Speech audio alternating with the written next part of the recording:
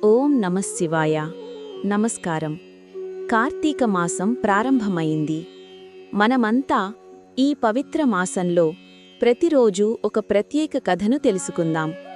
ఈ కథలు భక్తులకు శాంతి, సంపద, ధర్మం మరియు ఆధ్యాత్మిక పుణ్యాన్ని అందిస్తాయి.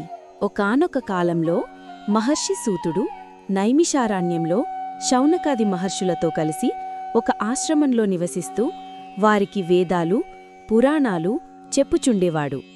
ఒకరోజు శౌనకాది మహర్షులు తమ గురువుతో, గురువర్యా, మీరు మాకు అన్ని వేదాలు, వేదాంగాలు, పురాణాలు, ఇతిహాసాలు వివరించారు.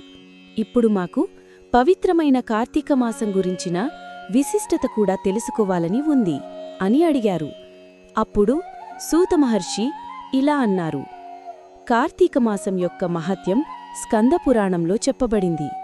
అదే కాలంలో జనక మహారాజు ఇంటికి వశిష్ఠ మహర్షి వస్తారు. జనక మహారాజు ఆ మహర్షిని చూసి నమస్కరిస్తారు. ఆ తరువాత జనక మహారాజు ఇంటికి వశిష్ఠ మహర్షిని ఆహ్వానిస్తారు.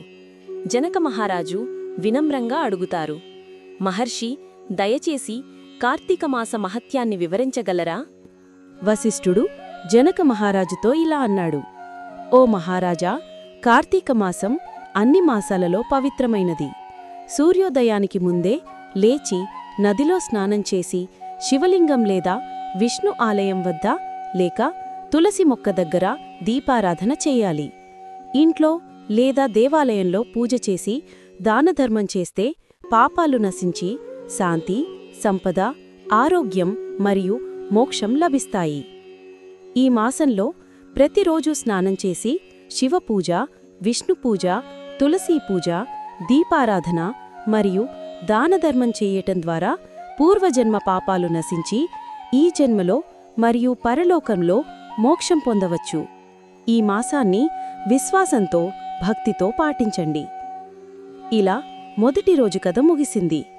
రేపు మనం కార్తీక మాసంలోని రెండవ రోజు ప్రత్యేక కథ తెలుసుకుందాం. మరిన్ని విశేషాలు, భక్తి మార్గాలు మరియు వ్రత ఫలితాలతో కలిసి. ఓం నమః శివాయ.